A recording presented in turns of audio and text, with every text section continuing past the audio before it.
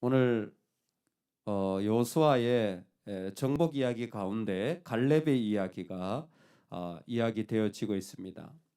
여기에도 나오고 15장에도 나오고 또 사사기에도 갈렙은 또 한 번 더 등장하는 인물입니다.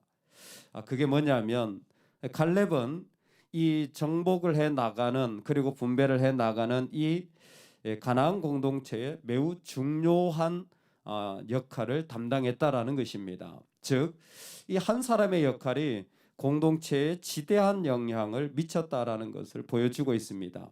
그리고 지금 갈렙이 이 헤브론을 나에게 달라고 하는 것은 왜 달라고 합니까? 그게 갈렙의 기업이기 때문입니다. 그래서 앞의 장이나 지금이나 기업에 대한 이야기를 해요. 다만 시점적으로 보면 앞에 13장이 뒤에 이야기예요. 이게 분배가 일어났고 분배하기 전에 갈렙이 헤브론을 취하는 것은 사실은 정복 전쟁 초기에 일어난 일입니다.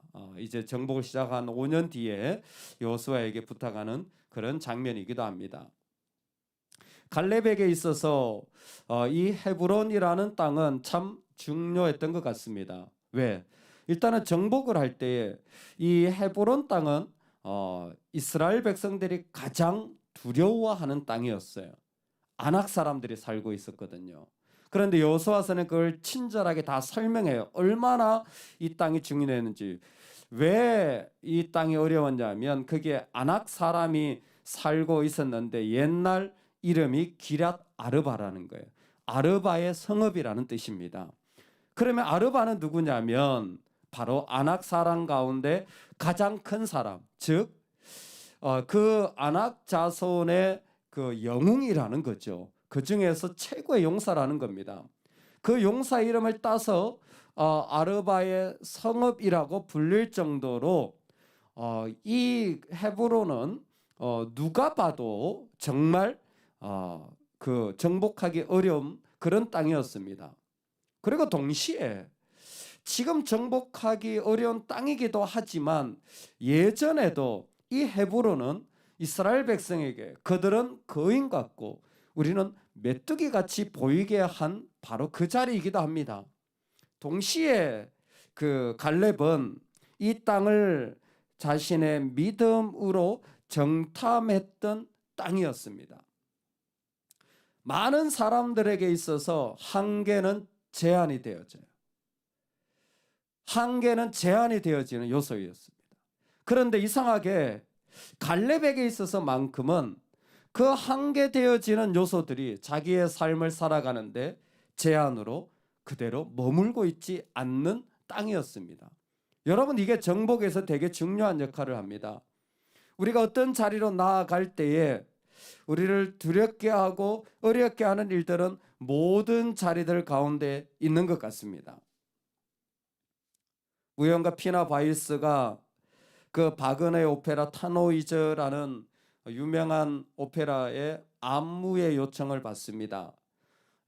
무용가로서는 자신이 무용도 하고 또 그 전체 구성까지 짜는 안무까지 맡았으니까 대단한 중요한 역할을 맡은 것이죠. 그런데 이것을 짜고 중요한 일을 해 나갈수록 점점 몸이 아프기 시작한 거예요. 점점 몸이 아프면 나중에 너무 아파서 도저히 일을 할 수 없는 지경에 이르릅니다. 결국 그녀의 마음에 생각합니다. 내가 너무 아파가지고 일은 못하겠다. 그래서 거절해야 되겠다라는 생각을 하게 됩니다. 거절하려고 하는 순간 마음 한편에서 내가 예전에 이렇게까지 아파 본 적이 있나라는 생각을 해보니까 그렇게까지 아파 본 적이 없는 거예요. 그런데 또 내가 이렇게까지 중요한 일을 맡아본 적이 있냐 해보니까 또 그렇게까지 중요한 일을 맡아본 적도 없는 거예요. 이거는 꼭 해야 되는 일이구나. 이거는 꼭 해야 되는 일이구나 생각을 하고는 몸이 아프다는 이야기를 듣고 제작자가 전화를 합니다.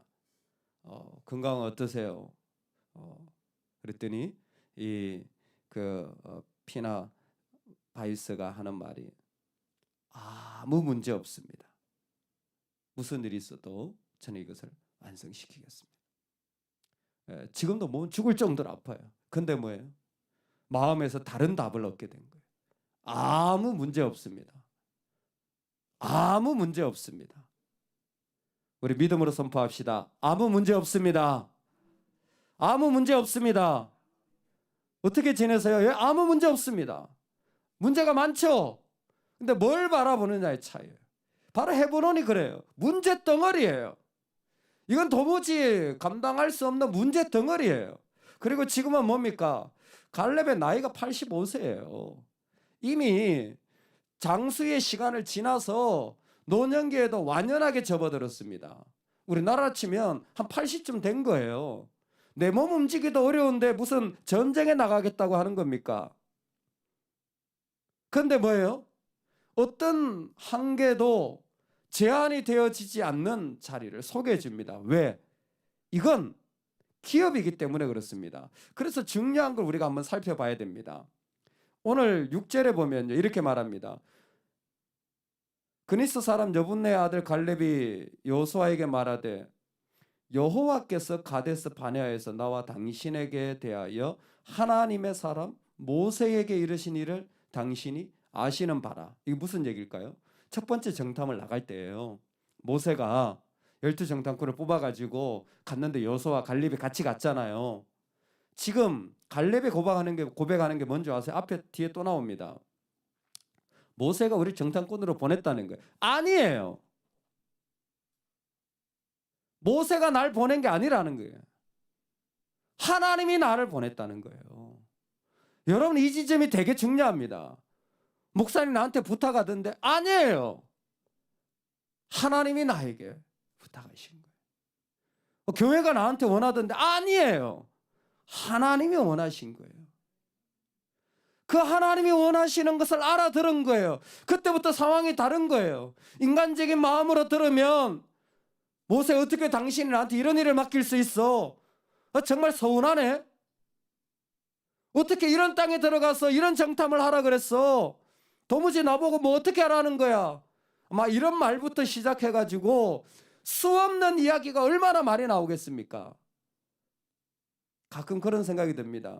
세상에만 찌질한 사람이 있는 거 아니에요. 믿음 안에도 영적으로 찌질한 사람들이 있는 것 같아요. 그걸 인간적으로 해석하면 답이 없습니다. 끊임없이 내 얘기가 계속 나오는데 어디에 답을 찾겠습니까? 그 답이 없는 거예요. 사실 위로하고 질문해 주지 이런저런 충고해 줄 수 있지만 근본적인 답은 뭐예요?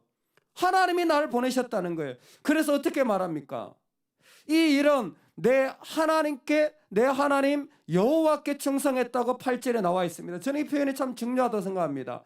내 하나님 여호와께 충성했다는 거예요. 그래서 14절에도 보면 그가 이스라엘의 하나님 여호와를 온전히 쫓았습니다. 이야기가 민수기에 똑같이 나옵니다. 이 말씀을 꼭 들어보십시오. 이 정탐을 하고 난 뒤에 다 다른 그 이야기를 하지 않습니까? 그때 모세가 하나님 명령 가운데 갈렙에게 해주는 얘기입니다. 하나님 약속해 준 게 민수기 14장 24절. 갈렙은 그 마음이 그들과 달리 나를 온전히 따랐은즉, 여기에 여호와를 온전히 쫓았다 그랬잖아요. 민수기에도 나를 온전히 따랐은즉 그가 갔던 땅으로 내가 그를 인도하여 드리리니 그의 자손이 그 땅을 차지하리라. 아멘. 이미 정탐할 때 게임 끝났어요. 그는 마음을 하나님께 온전히 드린 거예요. 할렐루야. 여러분, 우리가 아무 문제 없다는 말의 핵심이 뭐냐 하면 내 마음을 나는 하나님께 온전히 드렸다라는 거예요. 나는 나를 하나님께 온전히 드렸다라는 거예요. 내가 죽어도 내가 망해도 거기에서 넘어져도 내 마음을 온전히 드렸는데 뭐가 문제가 됩니까? 뭐가 우리를 걸려 넘어지게 할 수 있습니까? 마음을 온전히 드리지 않으니까 저게 염려가 되고 이게 걸리고 나는 못하고 나는 나이가 많고 나는 능력이 없고 나는 돈이 없고 이런 것들이 늘 우리 마음을 붙잡는 거예요.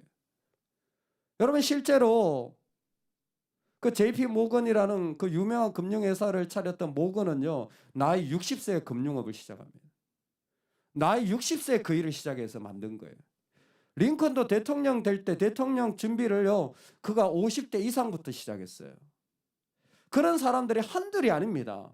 즉 나이가 제한이 되어져 가지고 한계되어지는 사람이 얼마든지 이 세상에도 많습니다. 그게 한계가 안 되는 사람들 얼마든지 많아요.